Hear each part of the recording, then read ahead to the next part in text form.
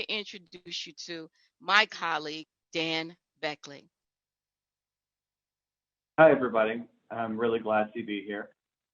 Tonight, we're going to talk about the beginning stages of preparing for home ownership, and also going to have some time for me to answer some questions that you have. We're going to have, and you can ask questions in the chat, and we're going to have people monitoring that will help me out to see those.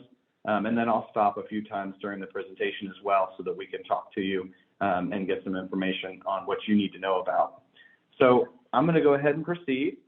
So I'm Fifth Third Bank, I'm Dan Beckley at Fifth Third Bank. And first thing we want to talk about is give you a quick quiz and talk about home ownership versus renting. So of the 100 largest U.S. metros, buying is cheaper than renting in what percentage? So please put your answers in the chat for me.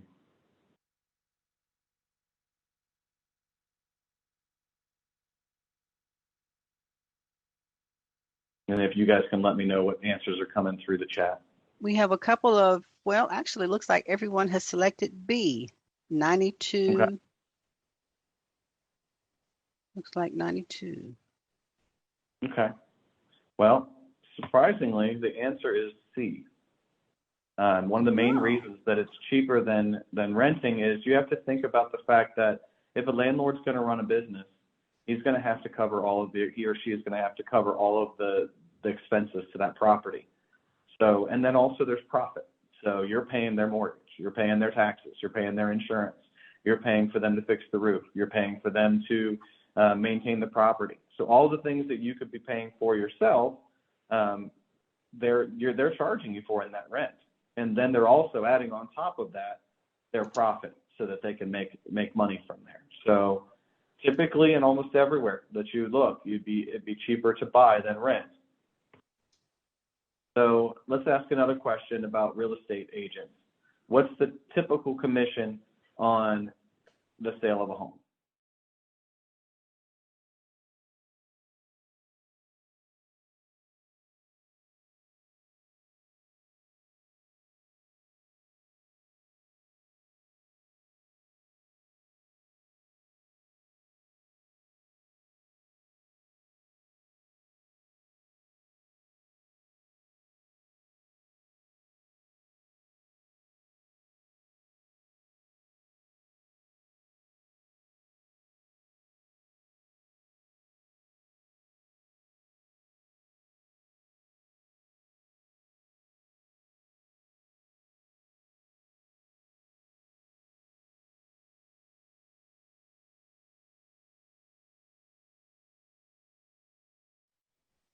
No worries, Dan. I think I want to commend you on this because you're out in the mountains doing this workshop. So we appreciate you joining. So we are going to be very patient with you, sir. I appreciate that. Yeah, I'm trying to use some remote access and some MiFi stick, Verizon remote.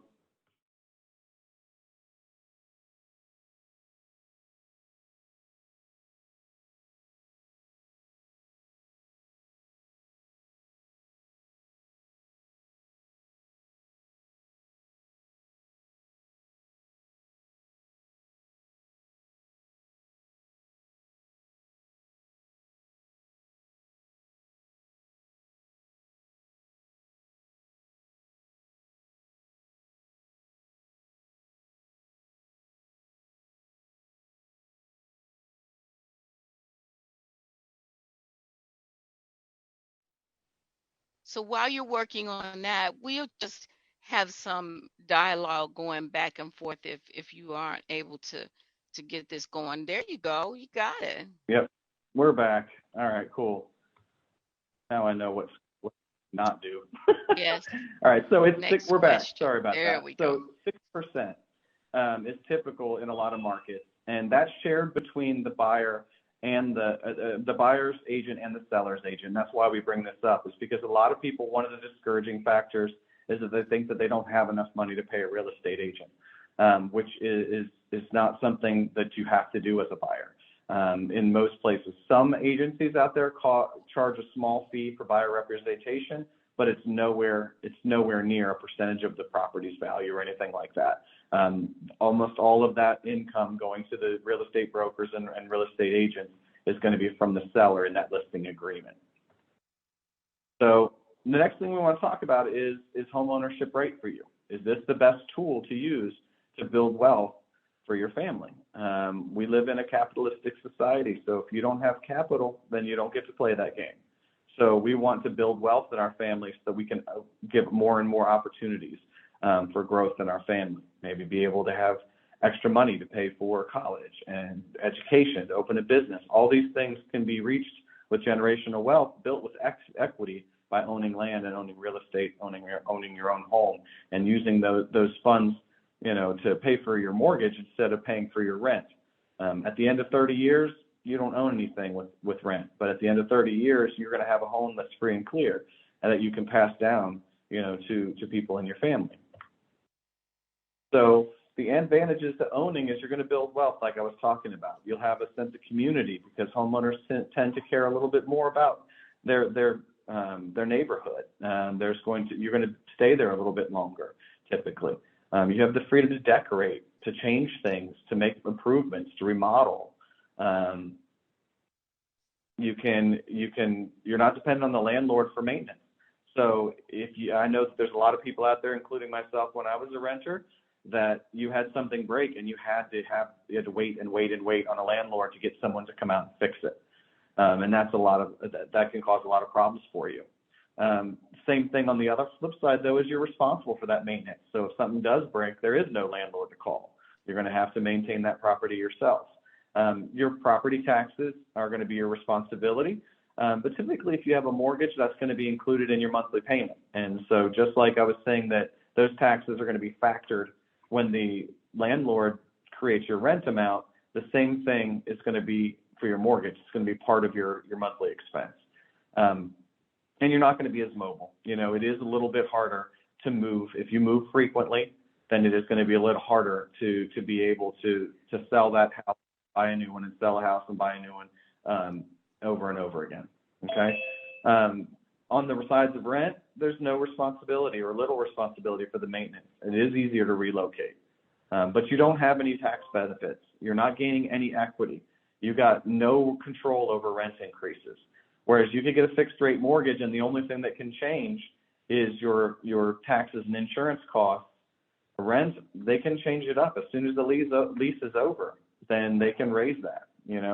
I've got a friend who just had their property sold to a new landlord, and they doubled the rent and said you were on month to month, you had no lease, so here's the new lease, or you need to leave. And so they ended up in a hotel, living in a hotel until they could find a new place because they could not afford the new rent amount, and that lease was over, and their old landlord let them rent month to month, but the new one that just bought the property wanted a new lease at a much higher amount. So if you own your own home, you're not going to have those types of situations. There will be tax increases and insurance increases possible, but it's going to be a little bit more manageable than like a switching of an owner of a property. So we're going to talk about preparation next. Getting your finances in line. Basically, I tell people 6 months to a year prior to when you think you're ready is probably when you want to start. So seeing a loan originator or seeing a banker so they can help you look at your credit, looking at maybe paying off debts to lower your debt to income ratios that we'll be talking about a little bit later in the presentation. A home ownership center and your loan originator can help you create a budget and figure out what's going to be affordable for you. And they're going to be able to figure out what payment's going to fit within your budget to make you successful. I say this every time I give a presentation. We want you to become a home owner, not a home buyer. We don't want to just help you buy a house. We want to help you own a home and keep in that home and pass that wealth down in your family, and not just become a homeowner that fails. So it takes a little bit of planning. You want to make sure that you understand what kind of costs are going to be involved. You want to make sure that you get the best deal. So maybe there's some things that you can review on your credit, and somebody on my team or myself can help you look at what the qualifications for the different loan programs that are going to work best for you, and see what things may or may not need to be done to overcome some obstacles to get there to use those programs. And we're going to determine how much you can afford. It's a lot more important that you figure out what you can afford in your reality than it is what you can qualify for. There have been many people in the past who have used what they qualify for as being equal to what they can afford. And that's not the same. What you can qualify for is based on historical statistic data and risk analysis that's done by guideline creators like Freddie Mac and Fannie Mae and FHA and VA. It's not what you personally can afford. When my children were younger, I was a single dad. I had to pay a lot of money for childcare. That's not necessarily on your loan application. So they may approve you for way more than you can actually afford. So you really need to look at that budget and figure out what exactly is going to be best for your family. So this is a typical guideline, 28%. That's got the asterisks in there because there's a lot of different programs that have a lot of different guidelines, and there's a lot of things that are considered. But the example of what debt ratios are is below here on the bottom section of the screen. It talks about your gross income. If it's $36,000 a year, then that means it's $3,000 a month. So 28% of that is $840 per month, and that's what's considered your front end ratio. So that would be housing expenses. So your mortgage payments, your taxes, your insurance, PMI, things of that nature. And that's going to be that front end. Then they're going to talk about your total monthly. And that's going to be including maybe your car payment, or maybe including a credit card or another type of loan, and looking at those payments, child support, alimony, other different expenses, regular job expenses that you may have. Those are going to be considered as part of your expenses. So that would be, and typically would be 36 to 45% for most programs that you need to be able to have your total payments under. Some second mortgages or down payment assistance programs have their own guidelines that you have to look at. So having a trusted advisor to be able to say, well, we can combine this and these other programs to help with down payment and other things like that, but we have to follow these guidelines if we're gonna include those. All those things are why you want to start early, so that you can figure out all those different programs that are available to you. So along with what can you afford, we also want to talk about what can you pay? What do you want to pay? What you want to pay and what you can afford are also a little bit different, because you want to make sure you understand what your lifestyle is. You know, if you love traveling and that's something that's very important to you, then you may need a smaller payment than what the guidelines are suggesting, because you want to be able to save every month for travel. If you have, other hobbies or other things or children or other expenses, you really need to think about, what do you want to pay? What makes sense so that you can build the lifestyle that you're looking for? So one of the best ways to start this process is to get pre-qualified. So it's to speak with a lender, like myself or someone on my team that can figure out where you are in the process. So sometimes running a pre-qualification process is going to be discovering obstacles and figuring out exactly what is it that you need to do to get ready. Sometimes it's you're ready, and these are the things that are available to you, and then we can say that there's these obstacles that hold you back from these other options if you wanted to improve those. It really can be like a checkup. Another thing I always say is it's a matter of when you can buy a home. It's not a matter of if you can buy a home. Anybody who wants to do this can start the process, and we can start building a journey, and it's going to be different for every single person, and it's going to take different amounts of time. As long as you're interested and wanting to move forward, there's people out there that have the resources to help you get there. So we're going to be able to figure out what you qualify for. We can figure out what you can afford. We're going to signal to the seller and the real estate agents and everybody else involved in transactions that you're ready, that you're a serious shopper, that you have financing to back you up. Most real estate agents will not take you to see a house until you have a pre-qualification letter or a pre-approval letter.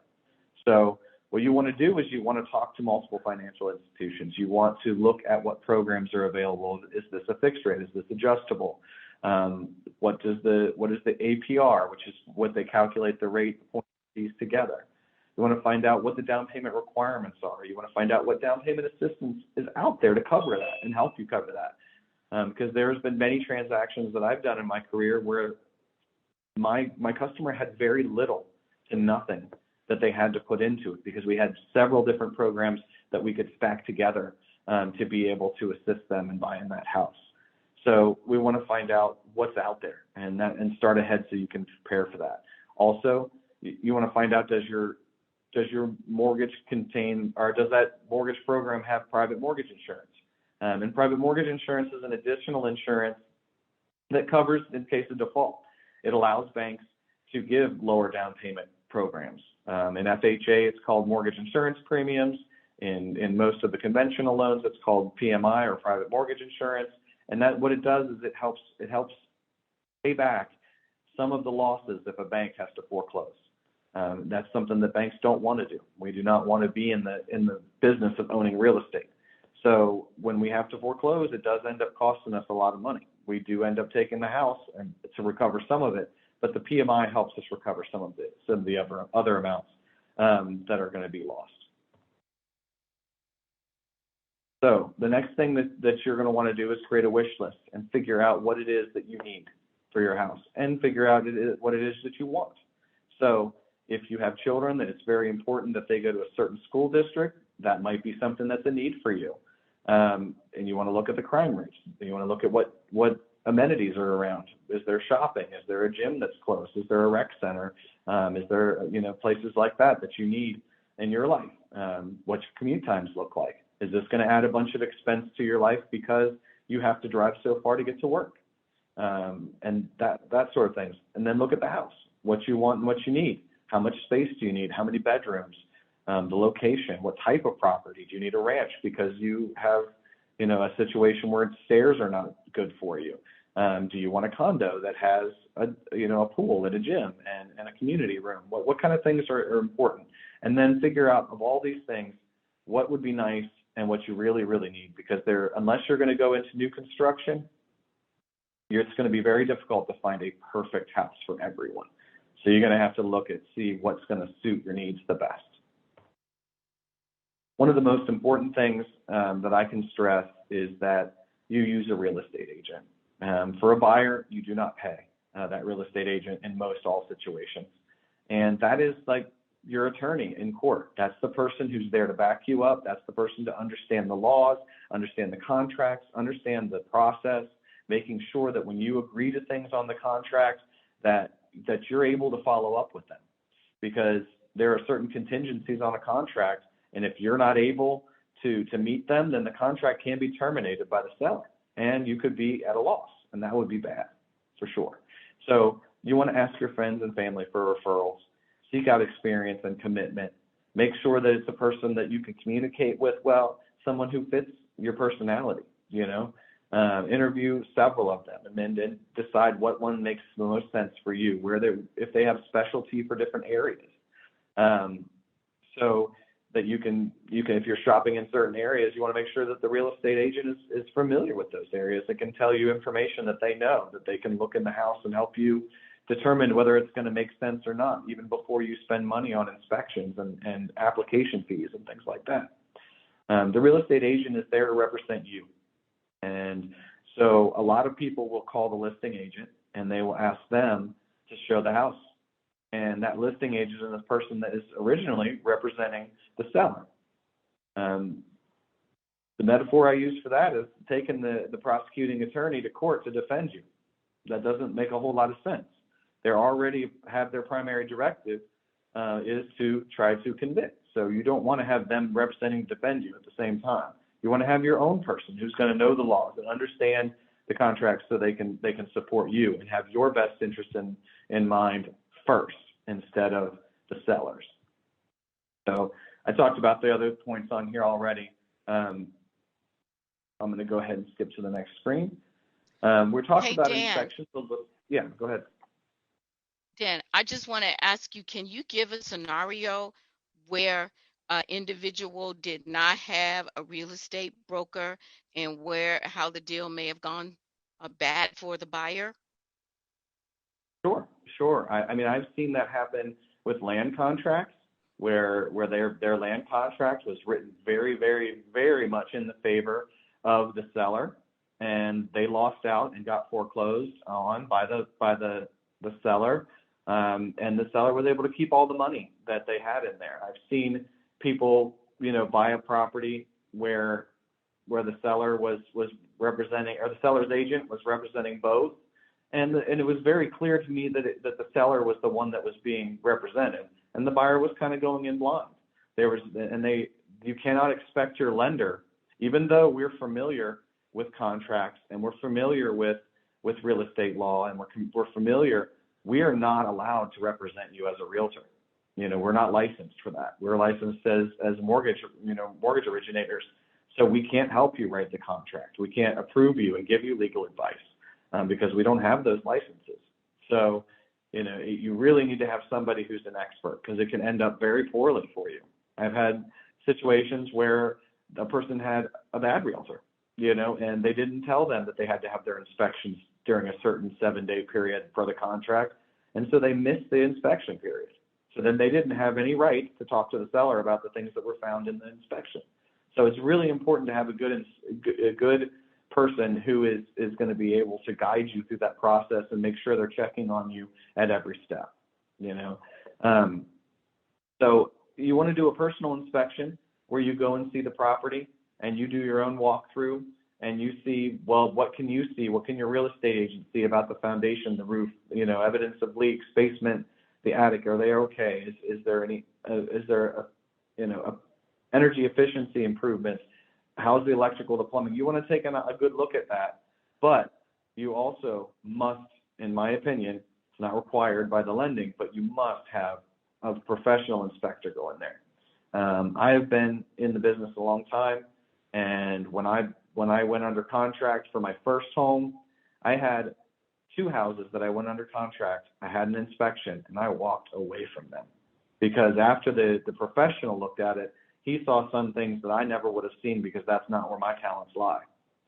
So he saw that there was a water line that was 2 feet up in the basement on the wall that I didn't know what that was. And he said to me, look, this means that there's been water 2 feet up in this basement. So I know you had said to me that you play the drums. You can't put your drums down here, because you could have a flood and ruin all of your musical equipment. And that to me was important. I wanted to have a basement so I could have my drums down there and stuff like that. So they're going to help you point out things that you're going to be missing to make sure that the property that you go forward with is going to be good.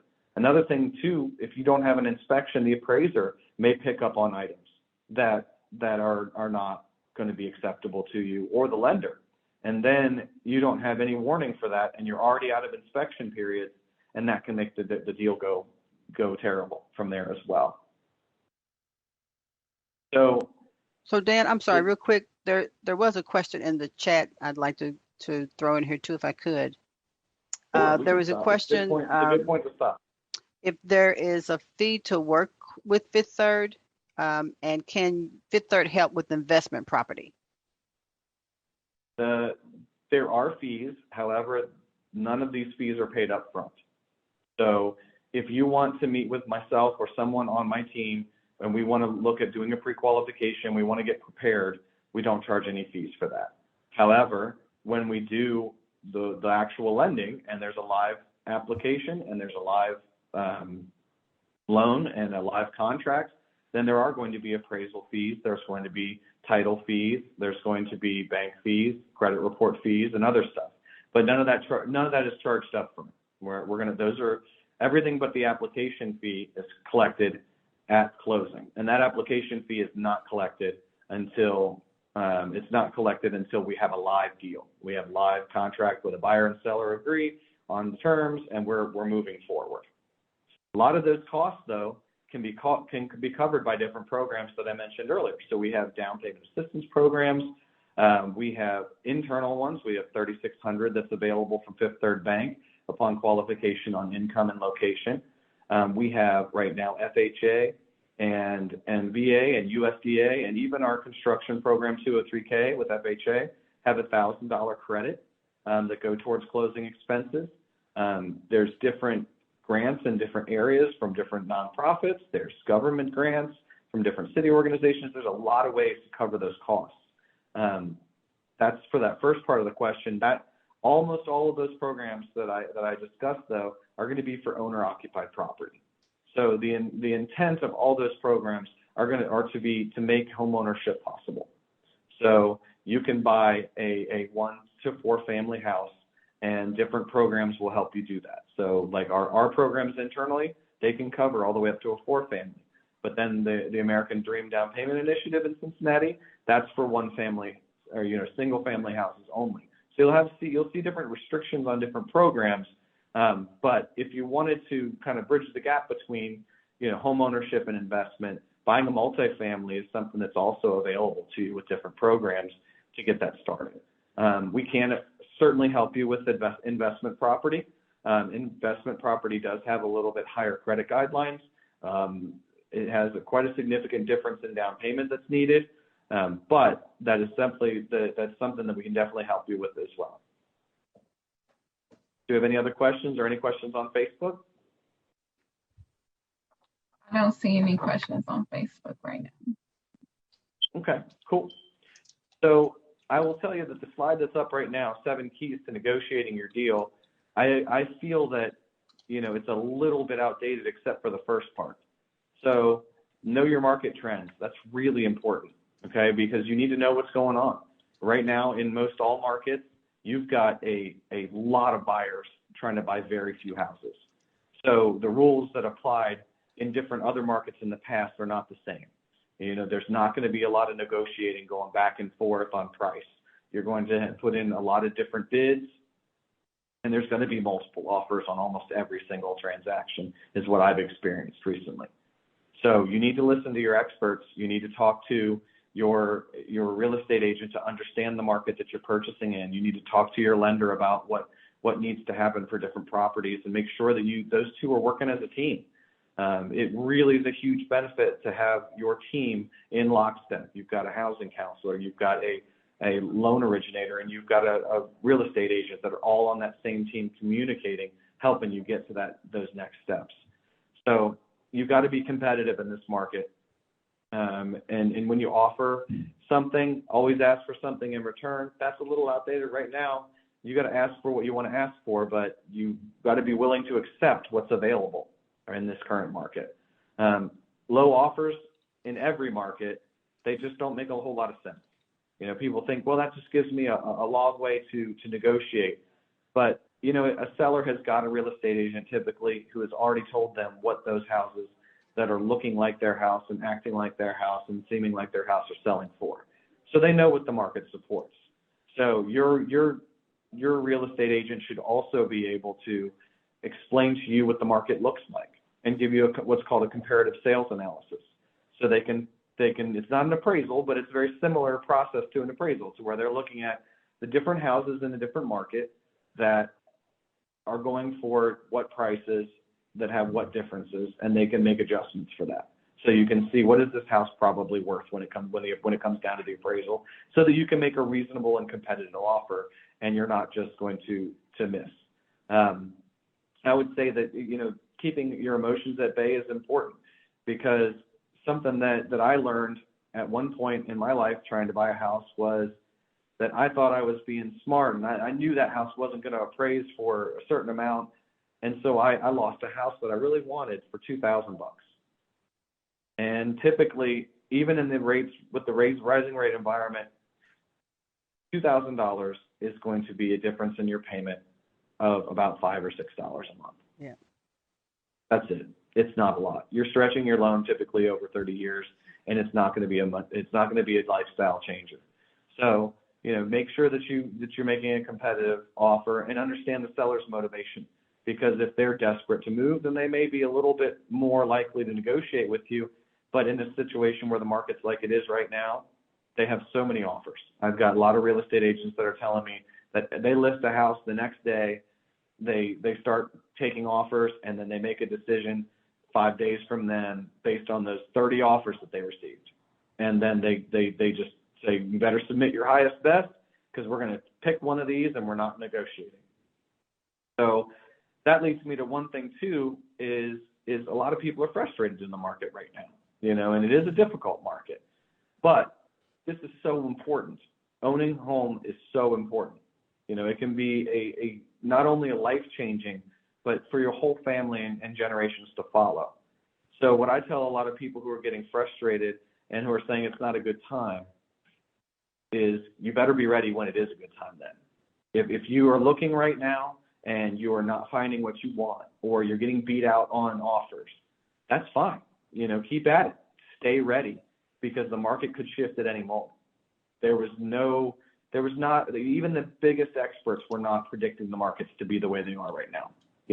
They make a lot more money than I do to be paid just to tell us what's going to happen, and they were off. They didn't have a clue. So you never know what's going to happen in the market and what's going to shift. So if you're ready and you're working with your team, then when that opportunity comes, you can pounce on it and you don't miss it.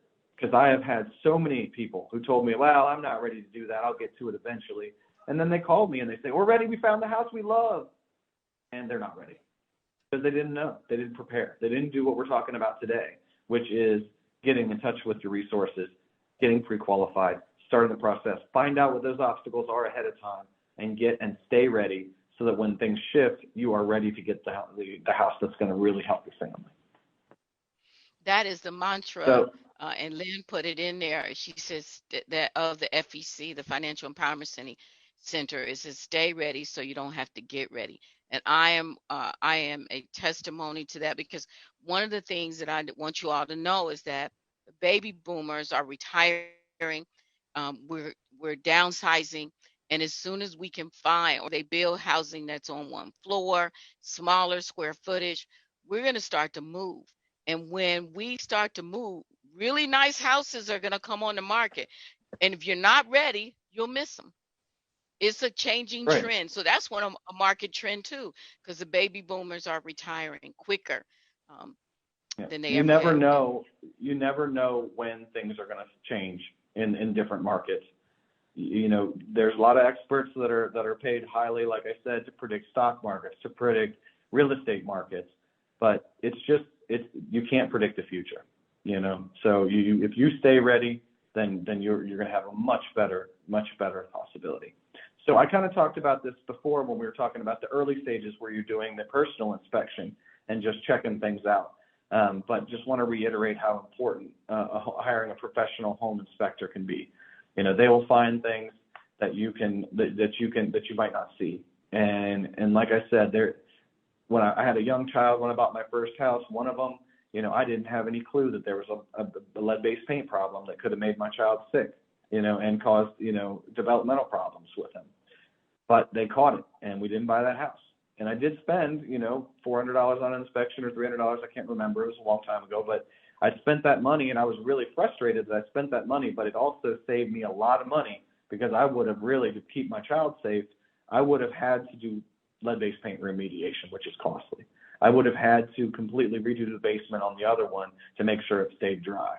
And if I wouldn't have had that professional inspection, I would have got stuck with that, and possibly a bunch of damaged equipment and damaged other stuff, because I didn't know it flooded.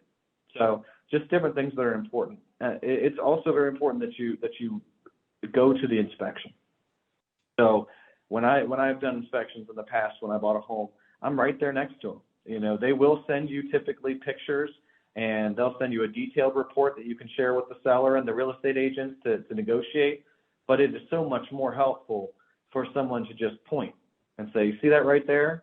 That's the thing I'm talking about in the report that I give you, so that if you do need to address it later, then you know exactly where it is. You don't have to go hunting for it. You're able to find out. Because another thing that inspections are really important for is to plan. So if the inspector tells you that you have 5 more years on the roof, then that's something that you can use to budget and to create a savings plan, so that in 5 years, when the roof is starting to get aged and needs to be replaced, you're not putting it on a 29% credit card. You're buying it with cash that you've saved, and save yourself a lot of money. Because once you start on that maintenance spiral of financing maintenance, that can end up in a spiral that sends you into a bad place. So saving ahead of time and planning for those things based on that inspection is really important, because that will allow you to predict a little bit of what's going to be coming up, so that you'll be ready for it. So you don't want to rush into things. You want to think about stuff. You want to ask questions, but you also need to understand that time is of the essence when it comes to real estate. There are a lot of multiple offers. You have to make a decision on things fairly quickly, but don't rush. Make sure that you're asking the questions, making sure you're understanding what you're getting into, understand the contract. Make sure that you're prepared, okay? Don't negotiate contracts without your real estate agent, because they're there for that reason. That's why they're there, is to help you understand the law, help you understand the contracts, and understand what you're getting into. There's something that used to be something that people did a lot, but people learned that lesson, is don't buy more than you can afford today. One thing that we've learned in the last 5-10 years is you can't rely on that 3% raise that you're supposed to get every year. You want to make sure that you can afford it now. Buy something that's going to fit your family now. Most people, we're told statistically, keep a mortgage loan for 7 years. If you want to have 16 kids, but you only have one, then maybe buy a house that has 3 bedrooms. You don't need a 5-bedroom house or a 6-bedroom house. Buy something that fits you now, because you can always use the equity in that house when you sell it to help you upgrade to the next home. Don't underestimate the power of competing buyers, because when you've got multiple offers and you've got lots of people bidding on that home, it can go up in price quickly. But don't let people pressure you to make a decision. Make sure that you're making the decision that's going to be best for your family, okay? Also, don't underestimate the property condition. That's where the inspection comes in. A lot of people want to buy what's called a fixer-upper, but they don't plan properly for that. They're not using an FHA 203K repair financing that includes those financing options for those repairs. They're just saying, well, we'll just save up money and fix it up as we go along. That can create a money pit, and it puts you in a bad way. So just make sure that you understand what the actual property condition is and plan ahead for those repairs to make sure that you know what you're getting into. Let's talk a little bit more about financing. Are there any other questions while we're on a kind of a break slide? I do have a question, Dan. So sometimes it's thought, how can I word this? In the past, I've heard that some individuals have purchased a home and they've purchased it and split the payment into 2 pay periods, as opposed to Sure. taking the payment from 1 pay period. Can you talk a little bit more about that and whether that's a wise thing to do or not? Absolutely. I personally don't think that that's the best thing to do, but there's a few reasons for that. You can do a biweekly payment, and what that ends up doing is that's 2 half payments a year extra. So just like you have typically biweekly income on your payroll, and you have 26 pay periods a year, and you have 2 months out of the year that you have a third payment, that's the same thing as on the mortgage side. You'd have a third half payment twice a year, which makes 1 additional payment per year. Mm-hmm. Depending on the loan terms, 1 additional payment can save you around 7 years off your loan term, which is a good amount. But what I would say that there's no sign-up fees if you have no prepayment penalty just to make an extra half payment a year, extra half a payment every 6 months and make an extra payment a year. So that's something that you can do. Now, if it's more manageable for you to line it up to your paydays and you think that that's going to make you more successful, then that's definitely something that would work for you. That's something that's good. But think about, if they're going to charge you certain fees to manage that biweekly payment program, the results are achievable without that program. Another thing too is, even though rates have risen recently, they are still very low. They're still very low historically. Mm-hmm. And so I tell people, before you're making extra principal payments, before you're making any extra payments on your mortgage, which is at a low fixed rate if you're done it right for your personal home, make sure that you've paid off all of the other things in your life that are costing you more money.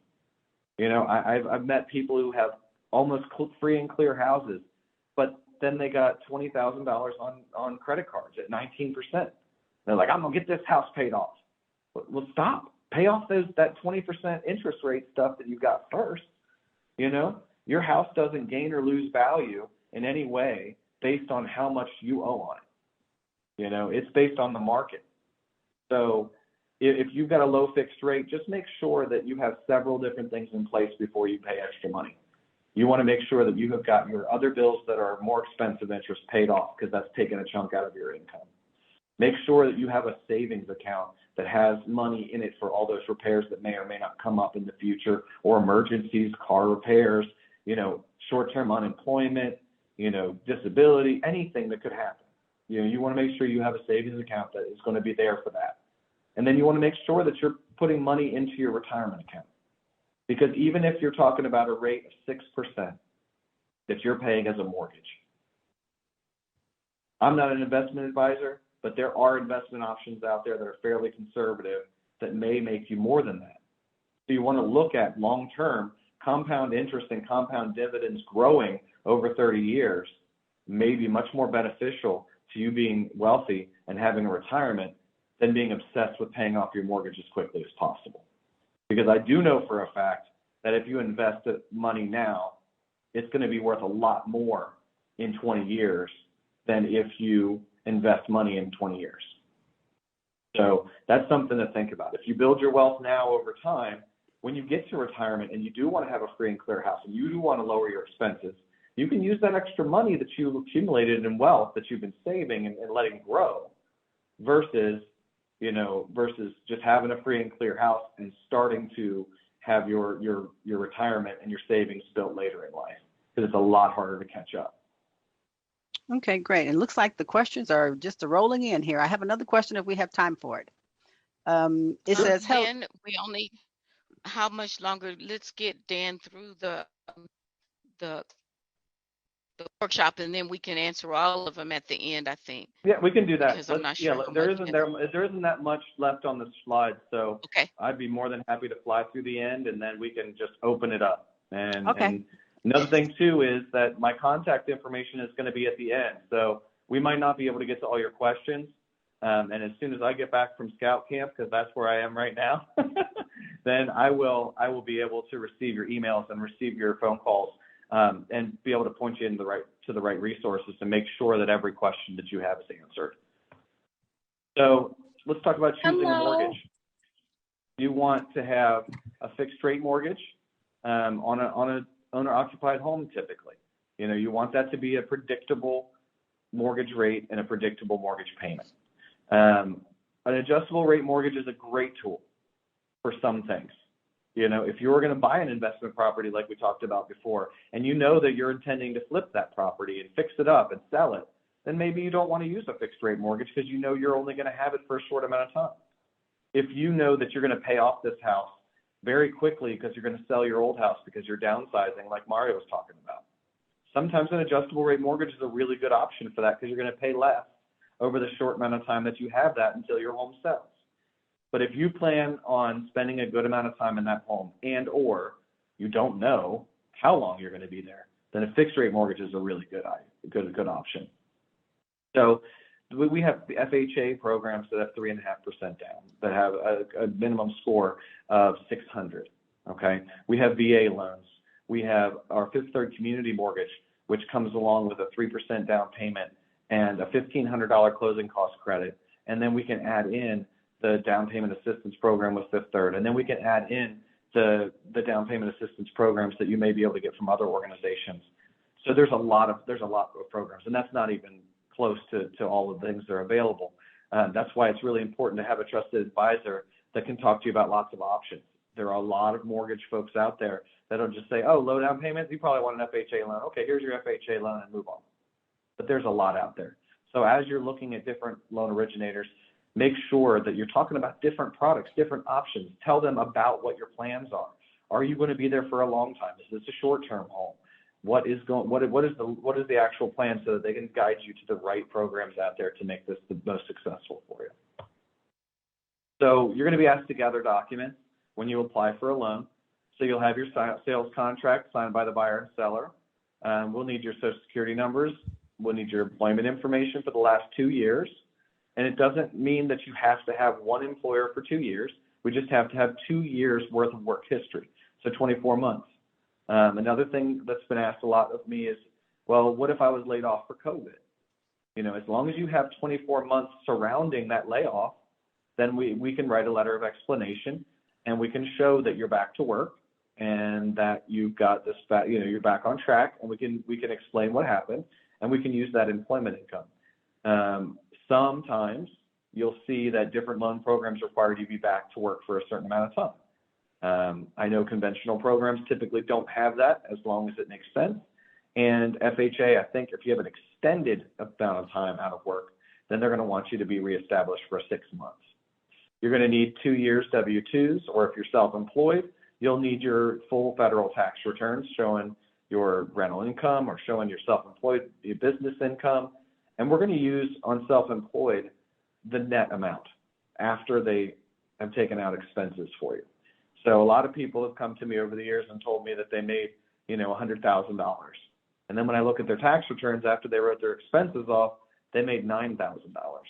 And that's a way big difference in your qualification. So if you are self-employed, it's really good when you're getting pre-qualified to be able to go over those taxes with somebody and make sure that you understand what your actual documentable income looks like. So you'll need your most recent pay stub or 2 pay stubs, depending on the program. Complete information on all open debts. Most of that will be on your credit report, but if you have alimony or child support or work expenses, those things we're going to have to document separately because those most likely won't be on your credit report. All of your bank statements and IRAs and 401ks and anything else that you have as far as assets, we'll need to document the past 2 months for most programs. And then once the application process is complete, which you've collected all the documents, you put all your information in there, they'll send it down for approval. So that'll be reviewed by underwriting and processing to make sure that everything's in order and that we have everything that we need. And you may get a conditional approval at that point. So they may say that this loan is approved upon the condition that we verify your employment. We receive an adequate appraisal with the right value and no work orders. The title is clean of liens so that we can be the lien holder when we close on this loan, and all of anything else, tax liens or child support liens, mortgages, mechanics liens, all of those things are able to be removed by the closing. And then once we have all that, we can approve the loan and get the full approval.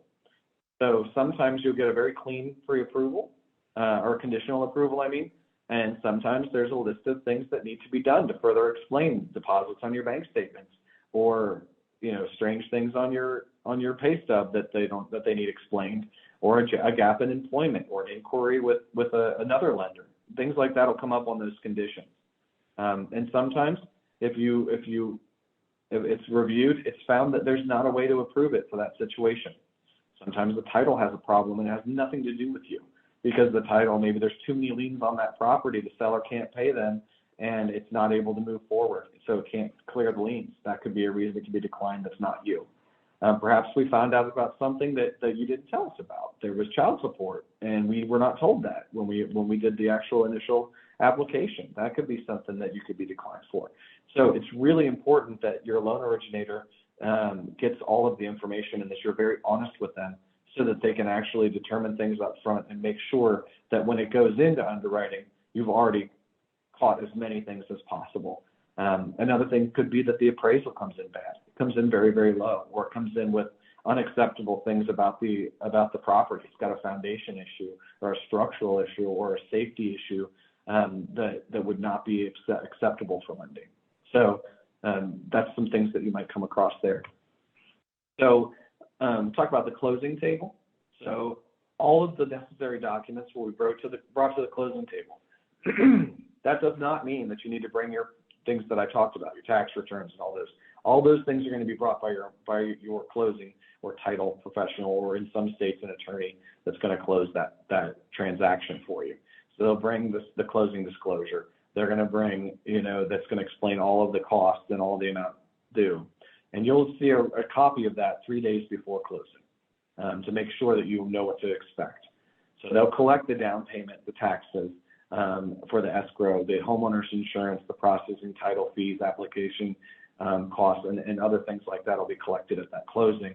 And then all of the things that are applied to it for credits, like your down payment assistance programs and your tax prorations will also be applied on that closing disclosure, so that you can have one number that you need to either wire or bring a cashier's check or whatever the required method of payment is for that closing. And that is the end of the presentation. So I'm going to put up on the screen right now, that's my contact information. And like I said, I'm out of the office until after the 4th. But I can, if you guys want to send an email or leave me a message or send me a text message, I will do my best to be able to reach out to you as soon as I return to make sure that we can connect you with the right people to help. So you said we had a slew of questions, so we've got a little bit of time left, it looks like, so I'm happy to field as many as I can.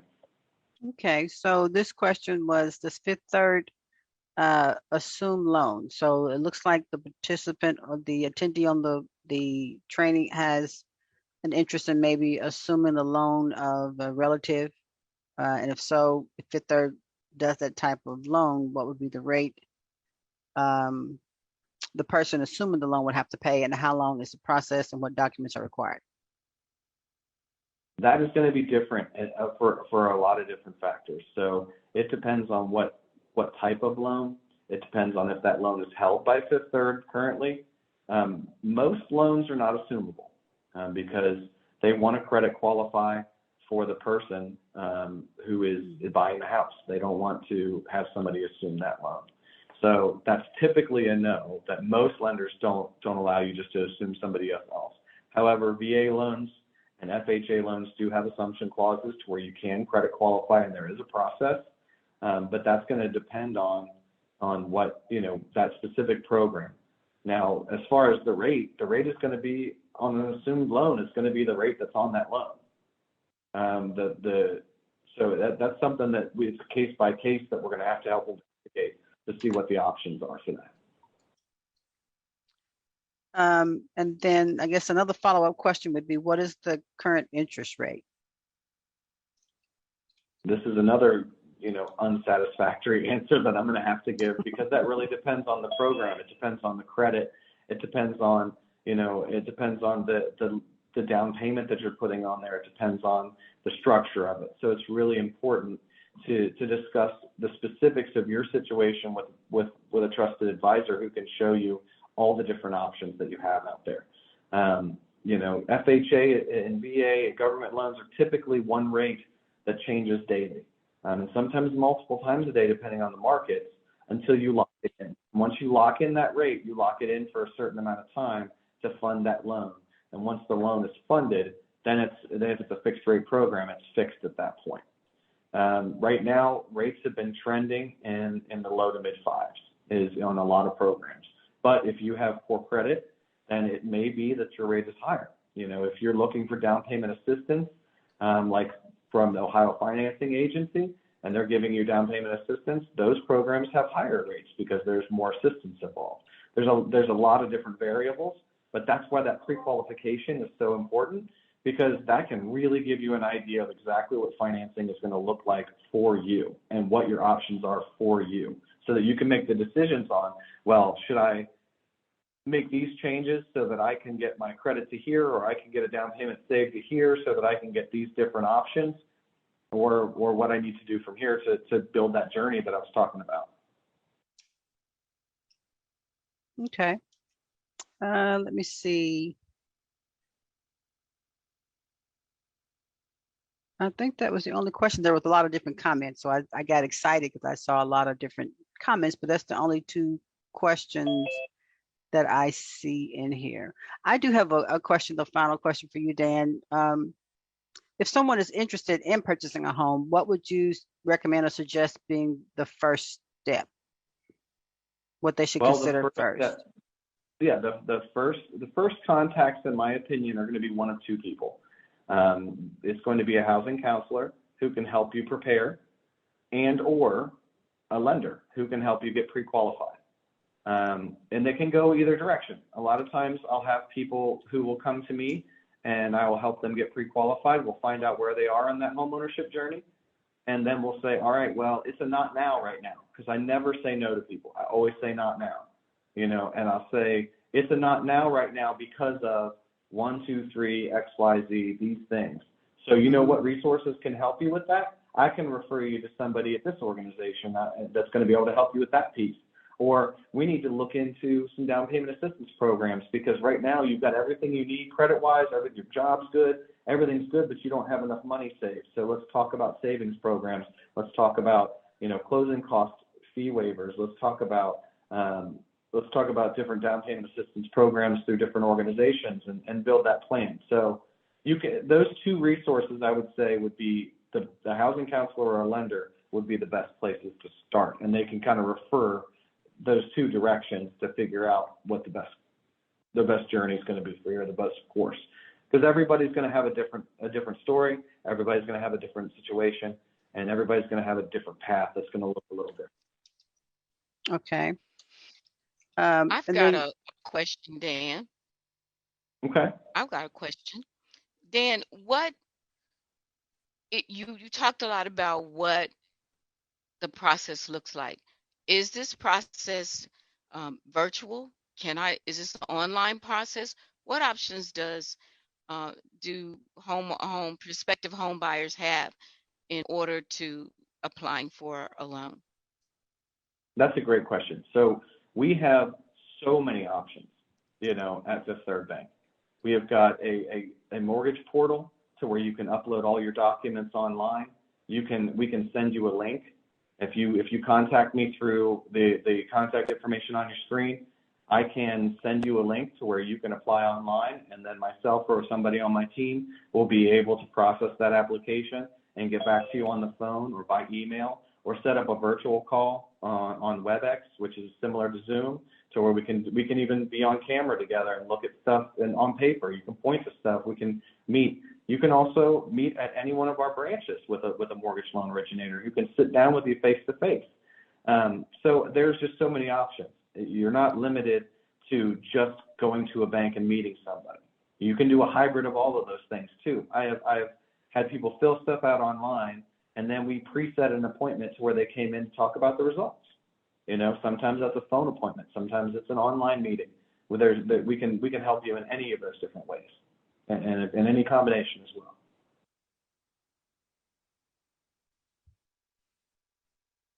Well, this has been very informative, and there's been a lot of conversation. So I'm always excited when we have these workshops and there's a lot of conversation from our participants. I do want to take the opportunity once again to thank Dan for giving us his time while he's on vacation. We really appreciate that of you, Dan. I also want to thank Maria and Fifth Third Bank, as always, for being our partner in our efforts to increase the financial education amongst our community. And just before Maria announces who has won the Fifth Third drawing for today, I do want to share, as a follow-up to this class, the Financial Empowerment Center does offer home ownership classes. It's a 4-week class that lasts for 1 hour, and we will be hosting our next session starting on July 14th. It will be from 11 a.m. to 12 noon, and I have placed the link in the chat. So if anyone is interested in taking a little bit of deeper dive into understanding more about the homeownership process, you're more than welcome to attend the homeownership class. And then if you need us, would like for us to connect you with Dan and his team, we'd be more than happy to do that as well. But we could help you to understand if you're ready at this particular point in time to purchase a home, meaning, if you have your credit lined up, if you have your debt to income ratio in line like it needs to be, if you have a savings started, or if you're working towards your savings, we can help you to figure out and understand all those different components about home ownership. So if anyone is interested, feel free to use the link that I've placed in the chat box. And then Tiara, if you can place the link on Facebook Live, I'd appreciate that as well for our attendees that are on Facebook, so they would have the opportunity as well. That's all I have. Maria, do you want to close us out? Oh, thank you, Lynn. Sure will. First of all, I just want to say thank you for your time. It's important that you look at this wonderful way to build wealth and generational wealth for your families. As a great ending to National Home Ownership Month, the month of June. We were happy to be able to have this. So happy that you joined us. And I have a winner. And drum roll, please. Drum roll. Yay. Yay. Our winner tonight of a $50 gift card is Shar Davis. Thanks so much, Shar, for your activity, your joining in, your questions. They were wonderful. I hope that you will be able to lean in when you are ready, starting with that class at the FEC, just to hear what they have to offer. They're connected to Dan as well, and Dan would be happy to work with you or even one of his teammates because he has a number of folks on his team. That's all that I have. I just want to say thank you and have a wonderful, wonderful holiday weekend. Back to you, Lynn. Thanks, guys. And I have one more question in the chat is, will this be live recording? So this will be on our Facebook page. So it is a live recording. So it is going to be on our Facebook page. So all you'd have to do is just make sure that you like the Urban League's Facebook page, and then you can scroll back through there and find the live recording. And Shar said her mic is not working, but she would like to thank you guys, or thank you Fifth Third for drawing her name, and she appreciates it. And then we'll get your information from you, Shar, and then we'll make sure the Fifth Third knows how to mail the gift card. That's all we have for tonight. Thank you, guys. I appreciate you all tuning in this month. Be sure to tune in next month. We'll have a panel of credit experts talking about credit. We're planning to have Todd Moore from Trinity Debt Management, and then Lisa Roberts from the Homeownership in Dayton. So please feel free to tune in, again, same time, same place next month, the last Wednesday in July. Thank you, guys. Have a good holiday. Yeah, have a good holiday as well. Bye-bye. Bye-bye. Thank you. Bye.